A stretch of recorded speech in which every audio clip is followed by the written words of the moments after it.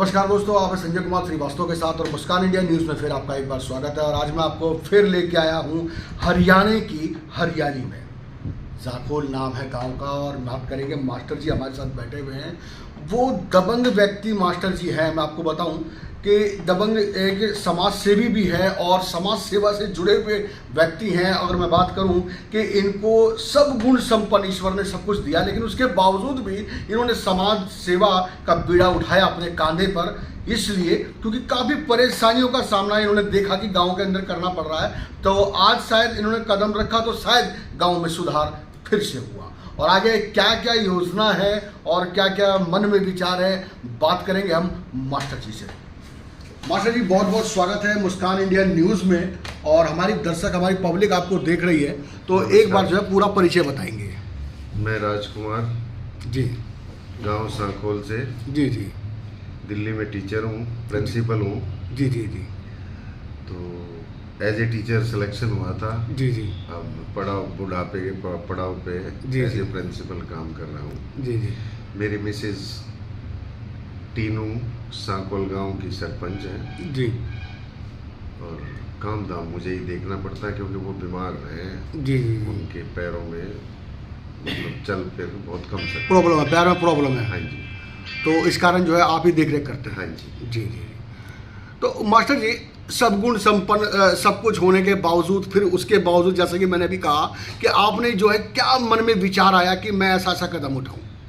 Sir, मेरे गांव में एक समिति बनी हुई है, जी तो उसमें हर कास्ट के लोग जुड़े हुए हैं जी, और पढ़े लिखे जो गांव की सेवा करते हैं वो लोग जुड़े हुए हैं। जी जी, तो उन्होंने कहा कि भाई अगर ओबीसी की सीट सांखोल में आती है जी, तो आप कोई इलेक्शन लड़ना पड़ेगा। मैंने मना कर दिया, जी, जी। मैं इस चीज़ में बिल्कुल इंटरेस्ट नहीं है। जी लेकिन वो ऐसा हुआ कि गांव में ओबीसी की सीट आ गई। जी, तो ओबीसी की सीट आने की वजह से तो ओबीसी लोगों को इकट्ठा किया गया, पूछा गया कि भाई आप लोग क्या चाहते हैं। जी जी, तो ओबीसी के कुछ बंदों ने, मेरी कास्ट के जो बंदे हैं, उन्होंने मेरा अपोज किया जब, जी और अपोज किया और अपने 5-7 बंदे खड़े किए। जी, तो उन्होंने वहाँ ऐसा माहौल क्रिएट किया जी कि मास्टर जी को छोड़ के जी, और बाकी की पर्ची डाली जाए, उनमें से जिनकी निकले वो लड़ेगा।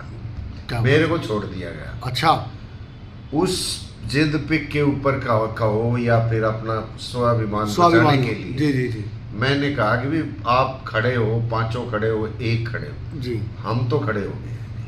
बहुत बढ़िया। यही कारण था, वरना मेरा कोई इंटरेस्ट नहीं था। जी जी जी, और फिर गांव ने बहुत अच्छा साथ दिया, बहुत अच्छे मतों से जिताया, जी जी, हर तरफ अच्छी वो रिस्पॉन्स मिला जी जी जी।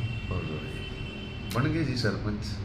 फिर मास्टर जी, फिर अब जो सरपंच बनने के बाद में गांव की क्या क्या जिम्मेदारी आई जो सबसे बड़ी लगी? सर, मैंने बहुत कुछ सोचा था, जी, लेकिन क्या था, कुछ सरकारें की तरफ से, कुछ गांव की तरफ से, गांव से रिस्पॉन्स बिल्कुल नहीं मिलता। जी जी जी, कारण है कुछ असामाजिक तत्व हर गांव में होते हैं। मैं ये जी। नहीं कह रहा मेरे ही गांव, जी जी जी जी, हर गांव में होते हैं कि वो जो टांग पकड़ के खींचने की आदत होती है। जी जी जी जी, तो यहाँ भी कुछ लोग हैं ऐसे जो करना चाहते हैं कि भाई मैं कोई काम करूँ, उसकी फजूल में आरटीआई लगा देना। जी, खुद जो दोषी है, जी। गली को घेरे बैठे हुए हैं, उन वो कहते हैं कि भाई हमारे काम नहीं कराते मास्टर जी, जी, भाई पहले आप अपना दरवाज़ा साफ करो फिर आपका काम कराएंगे। जी जी जी, तो इस तरह के लोग हैं। मैंने स्कूल की बहुत बड़ी प्रॉब्लम है मेरे गांव में, जी, जी। बच्चे बहुत ज़्यादा हैं, अच्छा। स्कूल की बिल्डिंग नहीं है। मैंने किसी तरह कर वगवा के पंचायती ज़मीन का 1.25 एकड़ का टुकड़ा निकाला, जी, उसको साफ सफाई, उनमें जो हमारा ऐसी समाज है वो कह रहे थे हमारे प्लॉट काटे जाएं, इसमें स्कूल नहीं बनने देंगे। जी जी, लेकिन वो भगवान की दया से जब वो ज़मीनों के कागज़ देखे गए तो उसमें स्कूल का ही अलॉटेड फ्रॉम जी जी, प्राइमरी स्कूल, वो है तो पंचायत की ज़मीन लेकिन वो प्राइमरी स्कूल के लिए छोड़ी हुई ज़मीन थी। जी जी जी, मैंने लोगों को समझाया, भाइयों ये स्कूल की ज़मीन है, आपके प्लॉट इसमें नहीं कट सकते, मैं यहाँ स्कूल बनाऊँ। जी जी, मैंने रेजुलेशन पास किया, सब कुछ किया, टेंडर भी पास हो गया, सब कुछ हो गया, लेकिन कभी पहली उसमें वो लगी अपनी आचार संहिता, उसमें उसका उद्घाटन भी हो गया। क्या बात है। उद्घाटन होने के बाद फिर वो काम मिट्टी के कारण किसी वंश रुक गया, जी क्योंकि वो थोड़ा झील में है, मिट्टी ज़्यादा चाहिए। जी जी जी मैं गांव में सीवर डलवाने की बहुत कोशिश, मैं फैक्ट्रियों में भी गया, जी मैं एमएलए के पास भी गया, जो भी एमएलए मेरे गांव में आया मैंने उसको यही देखी कि मुझे अपना कोई काम नहीं कराना जी। है, मेरे गांव में सीवर डलनी चाहिए। जी जी जी तो सरकार की तरफ से आदेश आया कि भाई 10,000 वोट होंगे तो आपके गांव में वो डलेंगे, ये सरकार की नीतियां हैं, जी, जी। उससे पहले हम नहीं डाल सकते। जी जी वहाँ भी हम फेल हुए, फिर भी कोशिश की कि भाई लोगों से कि किसी भी तरह हमारे ये काम हो, लेकिन मैं वो काम नहीं करा पाया सरकार की वजह से। जी जी जी अब कोशिश करेंगे, अब नई सरकार स्थिर हुई है, जैसा होगा जी, जी। वैसा। अब वर्तमान में राजेश जून जी, राजेश जून का देखो, उन्होंने बीजेपी के साथ वो सपोर्ट तो कर दिया है, जी वो बीजेपी में विलय नहीं हुए। जी जी जी अब बहादुरगढ़ हल्के की फिर समस्या है, बहुत बड़ी समस्या है। जी जी अब बहादुरगढ़ के 3 करता धरता है बीजेपी के, जी पब्लिक जाए तो किसके पास जाए अपनी समस्या लेके? ये भी एक भारी समस्या है। एक बहुत भारी समस्या है। जी जी जी जी अब एक्स विधायक अपने नरेश कौशिक जी कहते हैं कि मैं बीजेपी का हूँ, क्योंकि उन्होंने 10 साल परीक्षा की है, जी जी मेहनत की है। जी उनके भाई ने अब की बार टिकट लेके आ गए, जी जी वो 2nd नंबर पे आ गए जी और चुनाव हार गए। वो कह रहा है कि कोई अगर आपका हेलमेट पे चुनाव कर दे तब भी मेरे पास फोन करो, मैं मालिक हूँ बहादुरगढ़ का। जी जी तीसरी तरफ अपने राजेश जून जी हैं। मतलब इधर उधर टांग खींची जा रही है। तो अब या तो सरकार को ऐसा करना चाहिए, एक को वो जिम्मेवारी देनी चाहिए कि भाई बहादुरगढ़ हल्के के काम आप लोग की देख रेख में हो। जी जी जी अब पब्लिक तो भटक रही है, एक कह रहा है मेरे साथ आओ, दूसरा कह रहा है मेरे साथ आओ, तीसरा कहो मेरे साथ। जी जी जी किसके साथ जाए? यहाँ तो पब्लिक गुमराह हो जाएगी। गुमराह हो रही है। जी जी जी मास्टर जी, बात करेंगे शिक्षा के आधार पर। आप मास्टर जी भी हैं तो बच्चों को प्रेरणा भी मिलनी चाहिए, समाज से भी जुड़े हुए हैं, सरपंच भी हैं, पूरे गांव की जिम्मेदारी अपने कंधे पे उठा के रखा हुआ है। मैं बात करूंगा सन 1992-91 की। उस टाइम पे शिक्षा का आधार बहुत कम हुआ करता था। समाज कोई सा भी हो, कहीं ना कहीं कोई ना कोई समाज पिछड़ा हुआ था।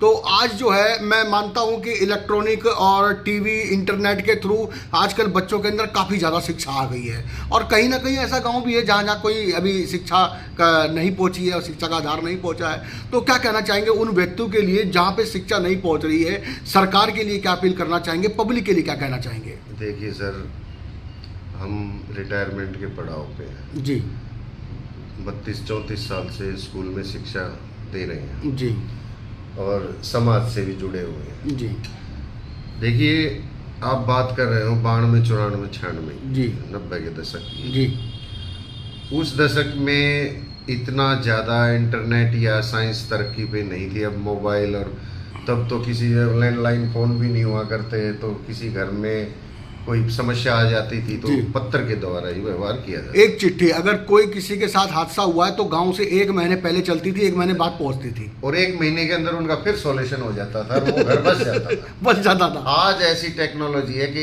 1 मिनट में ऑनलाइन वीडियो देख आप लो, वीडियो कर लो कि मेरे साथ ये हो रहा है। जी जी जी और आज के दिन जो हमारी महिलाओं को इतने ज़्यादा अधिकार दे दिए गए हैं, कुछ महिलाएं इनका दुरुपयोग भी कर रही हैं। जी जी जी तो साइंस से जैसे जैसे तरक्की हुई है वैसे वैसे समाज के साथ नुकसान भी हुआ। जी जी जी दैनिक मूल्य, नैतिक मूल्य जी, जो है जी, वो आज हर परिवार सेपरेट परिवार रहना चाहता है। जी जी कोई अपने सास ससुर भाई बहन लंबा प्रोग्राम नहीं रखना चाहता, सब अपना सेपरेट। पहले क्या था, एक कमाने वाले 10 खाने वाले, 10 खाने वाले। जी और एक वो 10 जो कोई किसी ने भैंस पाल ली, किसी ने खेती कर ली, एक गवर्नमेंट जॉब पे लगा हुआ है, और सब मिलजुल के बहुत अच्छी तरह रहते थे, एक दूसरे की इज्जत करते थे। जी जी समाज में जो उनकी बेटी दूसरे के घर में जाती थी तो अपने घर में वो ये देखती थी मेरे घर का ये माहौल है, जी जी तो मैं वहाँ भी ये बना के रखूँ। अगर कोई मुझसे वो करता है तो मैं अपने घर में, ये 4 भाई इकट्ठे रह रहे हैं जी, तो जी। क्यों नहीं मैं यहाँ भी रह सकती। जी जी जी तो ये इनका आज के दिन ये चीज़ें खत्म हो चुकी है सर। जी जी जी दैनिक नैतिक मूल्य जो भी है, उन माँ बाप की सेवा करके बच्चे खुश नहीं है आज के टाइम में। जी। सबको सेपरेशन चाहिए। एज ए टीचर जी बच्चों को स्कूल में जी ये नैतिक शिक्षा का एक पीरियड जरूर देना चाहिए। बहुत बढ़िया, बहुत बढ़िया। सभी स्कूलों में सभी स्कूलों में एक नैतिक शिक्षा का नैतिक शिक्षा में बड़ों का आदर करो, जी जी जी अपने माँ बाप के साथ बैठो, उनके साथ खाना खाओ, जी उनके साथ बात करो घंटा आधा घंटा, तो जिससे परिवार में प्रेम बना रहेगा। जी। माँ बाप से ध्यान आया कि मुझे आजकल जो है वृद्धा आश्रम का भी बहुत प्रचलन हो चुका है। क्या करें जी, लोग फॉरेन में बैठे, माँ बाप यहाँ बैठा है, वो वहाँ से आ नहीं पा रहे, माँ बाप कुछ कर नहीं पा रहे, उनका टाइम पास हो नहीं रहा, वो वृद्धाश्रम में जाके अपने सम एज के मुताबिक समेज के लोगों के साथ बैठ के अपनी बातें कर पाते क्या हैं। वृद्धाश्रम बनना बहुत जरूरी है या फिर अपने माता आज पिता के का टाइम में जरूरी है सर। बहुत पेरेंट ऐसे हैं जो बच्चे जिनको रख नहीं सकते, जी वो वृद्धाश्रम के सहारे ही जी रहे हैं आज के टाइम में। और मैं ये कह रहा हूँ, सरकार से अपील करता हूँ कि उनमें अच्छी सुविधाएं दी जाएं। जी जी, सरकार द्वारा भी सुविधाएं मिलनी चाहिए। हाँ जी बिल्कुल। बहुत बढ़िया। या बहुत से लोग ऐसे भी हैं जो संपन्न है, पेंशन भोगी हैं, जी। या जिनका कारोबार है, जिनके पास बैंक बैलेंस है, जी उनको भी अगर आपका भी वो परिवार ही हो गया, आप जब वृद्धाश्रम में रहते हो, 10 जी। आदमी है, 50 आदमी है, जी जी जी तो अपनी हैसियत के अनुसार उन्हें भी डोनेट करना चाहिए। जी जी जी। हरियाणा में या आपके गांव में कोई 3 कमियां बताइए जो सबसे ज़्यादा कमियां हैं और जहां पे सरकार ध्यान नहीं दे पा रही है।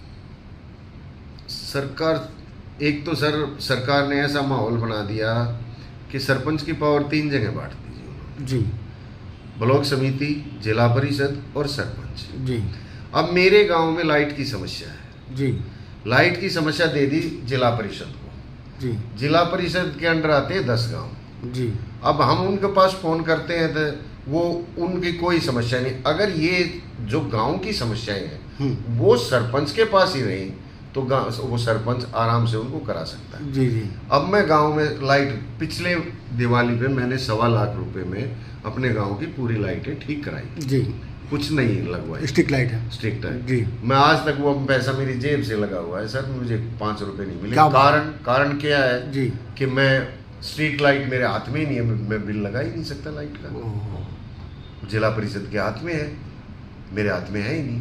ऐसे और भी कार्य हैं जो मेरे हाथ में नहीं है जी जी। और मुझे भुगतना पड़ता है क्योंकि मैं गांव का सरपंच हूं। सुविधा तो देनी पड़ेगी। अब जैसे मेरे गांव में किराएदार बहुत ज़्यादा हैं, जी अब सरकार ने तो लिख दिया आपकी 10,000 वोट होंगी तो जी। सीवर डले जाएंगे, जी। नहीं तो नहीं डलेंगे। जी मेरे गांव में तो 1 लाख रुपए, 1 लाख जनसंख्या है जी, किराएदार हैं जिनकी वोट नहीं पड़ रही, जी जी बन रही यहाँ पे। जी जी रहते तो वो यहाँ भी हैं, गंदगी तो वो यहाँ फैलाते हैं सर। जी जी जी तो उनके लिए मेरे गांव में सफाई की बहुत बड़ी प्रॉब्लम है। वैसे तो 4 सफाई कर्मचारी हैं हमारे पास, जी जी उनमें एक बीमार, कुछ भी मान लो चारों में से एक इधर उधर होता है, जी। 3 आदमी काफ़ी नहीं है, बहुत बड़ा गांव है, किराएदार बहुत ज़्यादा है, जी जी सफाई ठीक से नहीं हो पाती। बहुत कोशिश की हमने, बहुत कोशिश अब भी कर रहे हैं। जी जी जी।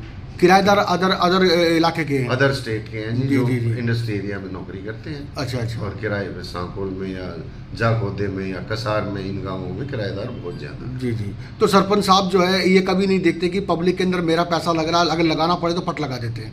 क्या करें सर, अब मेरे गांव में एक ट्रैक्टर चल रहा है सर, सब वो कूड़ा उठाता है, जी। सरकार की तरफ से कुछ नहीं मिलता मुझे उसका। अरे आप अपने तरफ से एक ट्रैक्टर लगवा रखा आपने? उसका भी एक प्रोसीजर है जी। मैं पूरा तेल, हम्म, उसकी मेंटेनेंस जी। मैं जेब से देता हूँ। क्या बात है। और गांव में ये कह रखा है कि भाई जितने भी किराएदार हैं हम्म, अपनी जेब से 50 रुपये 100 रुपये जिस हैसियत के अनुसार जिसका कूड़ा उठाते हैं। एक घर में 100 किराएदार हैं जी तो ये बनता है कि वो 100 किराएदार हैं तो वो कम से कम 1,000 रुपये तो उस कूड़ा उठाने वाले कूड़ा उठाने वाले दिए होते जाएं। हैं। जी जी जी जी जब आदमी 1 लाख रुपए किराया ले रहा है तो 1,000 रुपये उसको दे जी। तो उसको कोई वो नहीं, लेकिन नहीं हो पाता जी, नहीं दे पाते। मेरा भी यही है कि 50-50 रुपये पर घर से उगाओ, जी। उसमें से 20-30% दे देते हैं जी जी जी। तो, और वो तेल और वो मैं दे देता हूँ, अगले का काम चल जाता है। लेकिन वो मेरे सहयोग से ही, जी जी उसमें पंचायत में मेरे पास कोई पैसा नहीं उनको देने के लिए, जी जी जी। वो मैं तेल के और मेंटेनेंस के अपनी जेब से देता हूँ। क्या बात है, बहुत बढ़िया बहुत बढ़िया। तो दर्शकों मैं बता दूं आपके बीच में हमारी थोड़ी देर जब बात हुई है सरपंच जी से, सरपंच जी जो है महाअनुभवी और एक भी हैं जिन्होंने बताया कि बहुत छोटे से शब्दों के अंदर कि गांव में किन चीज़ों की कमी है जहां पे सरकार का बिल्कुल भी ध्यान नहीं है। यहाँ मैं रिक्वेस्ट करना चाहूँगा हरियाणा सरकार से कि अगर थोड़ा बहुत ध्यान दे दें तो सरपंच जी की मेहनत जो है वो सफल हो जाएगी और मेहनत जो है रंग लाएगी। क्योंकि मैं बता दूं सरपंच जी काफ़ी सीधे साधे व्यक्ति हैं, क्योंकि शिक्षा का आधार इनके साथ जुड़ा हुआ है। मास्टर जी हैं और मास्टर जी हैं तो बराबर सीधे आदमी। तो हमारे साथ जुड़े रहिए। संजय कुमार श्रीवास्तव, मुस्कान इंडिया न्यूज़, दिल्ली। और मैं बात करूंगा यहाँ पे 30 त्यौहार की मास्टर जी से। तो मास्टर जी मैं 30 त्यौहार पे एक बार बातचीत करना चाहूँगा कि हमारे दिल्ली में या हर जगह 30 त्यौहार अलग अलग तरीके से मनाया जाता है। अगर मैं बात करूँ कि बम्बई से चल के गणपति बप्पा जी दिल्ली में आ गए, उनकी भी यहाँ पे पूजा पाठ होती है। और बात करूँ बिहार उत्तरांचल यूपी वालों के लिए तो उनकी जो है छठ पूजा भी यहाँ पे बनने लग गई है। मतलब तरह तरह के त्यौहार बनने लगे और इससे जो है खुशी है लोगों के अंदर कि हाँ एक आए दिन त्यौहार बढ़ते जा रहे हैं। इसी बात पे जो है छठ पूजा भी है, भैया दूज भी है, दिवाली भी है, विश्वकर्मा डे भी है। क्या कहना चाहेंगे हमारे देश में? देखिए, हमारे हरियाणा के जो भी त्यौहार है वो लुप्त होते जा रहे हैं जी। हरियाणा के त्यौहार हैं, तीज है, रक्षाबंधन है और दिवाली तो खैर मनती है, अब भी मनती है, उस उत्साह से अब भी नहीं मिलती। जी जी। हमारे गांव में एक वो चलता है सांझी प्रतियोगिता। सांझी खत्म हो चुकी है हरियाणा से, बिल्कुल सांझी हरियाणा का त्यौहार है। जी जी जी। हम आज भी सांझी प्रतियोगिता हर साल चलाते हैं। अच्छा। और पिछले साल तो हमने ओपन प्रतियोगिता कराई थी। फर्स्ट प्राइज 11,000, सेकंड प्राइज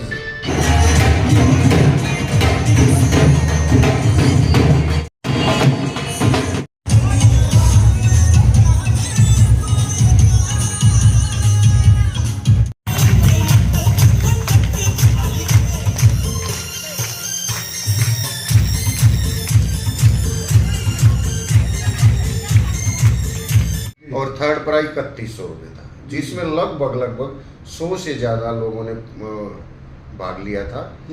और उसके लिए हम बाहर से ही वो वॉलंटियर लेके आते हैं जो उसको फेयर सिलेक्शन करते हैं सब चीज़ों का। तो उसमें हमारे साथ अब की बार भी अब सांझी प्रतियोगिता दशहरे पे मनाई गई।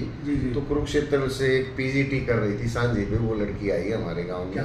और एक प्रोफेसर आए, वो भी 2 ही जगह आज सांझी का त्यौहार मनाया जाता है, या तो कुरुक्षेत्र यूनिवर्सिटी में सर, या मेरे गांव में। अच्छा। हाँ जी, बस पूरा हरियाणा में और कहीं नहीं मनाया जाता, या गांव में या फिर वहाँ यूनिवर्सिटी में। हाँ जी। महिला दिवस पे हर साल हम गेम कराते हैं गाँव। जी जी जी। महिलाओं का ही गेम होते हैं और हर महिला दिवस पे हम गाँव में गेम कराते हैं। तो हमारी कोशिश ये है कि हमारे हरियाणा के त्यौहार बचे रहें। तीज भी बनाते हैं हम, तीज भी स्पेशल वो डाले जाते हैं झूले कि आओ झूलो, उसके विषय में बताते हैं कि भाई हमारे कितनी परंपराएं हैं, पहले कब से तीज चली हुई है, कब से सांझी चली हुई है, सांझी का क्या महत्व था। तो ये चीज़ें हम अपने त्योहारों को बचाने के लिए मुहिम चलाते हैं। संस्कृति और कल्चर। अब यहाँ बिहार के लोग बहुत है, यूपी के लोग, वो लोग अपना त्यौहार मनाते हैं, जैसे छठ पूजा है, बड़े लार्ज स्केल पे मनाई जाती है हमारे यहाँ, क्योंकि वो लोग यहाँ बस चुके हैं और वो है। तो हम भी चाहते हैं हमारे हरियाणा के लोग, हमारे पास फोन तो अमेरिका से इंग्लैंड तक के आते हैं कि भाई आप लोग ये इंटरनेट पे देख के बहुत अच्छा कर रहे हो, आप हरियाणा कल्चर को बचाने की कोशिश कर रहे हैं। तो अपने अपने उसकी देश की जो भी परंपराएं हैं हम उनको बचाएं, उनको आगे लेके जाएं। लेकिन आज समाज ऐसा है, बच्चों में वो उत्साह नहीं है। इंटरनेट मोबाइल ने सब कुछ खोस लिया है। अब मैं मेट्रो में जाता हूँ नौकरी करने, कोई भी बंदा एक दूसरे से हेलो हाय करके खुद नहीं है, सब चढ़ेंगे, अपना मोबाइल लिया और लग गए साथ में। चाहे कोई माँ बैठी है, बाप बैठा है, भाई बैठा है, उसको नहीं पता क्या है, क्या हो रहा है, क्या नहीं।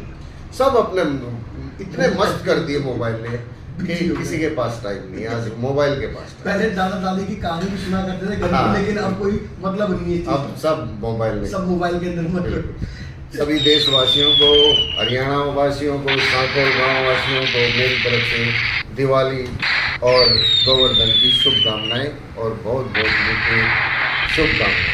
धन्यवाद।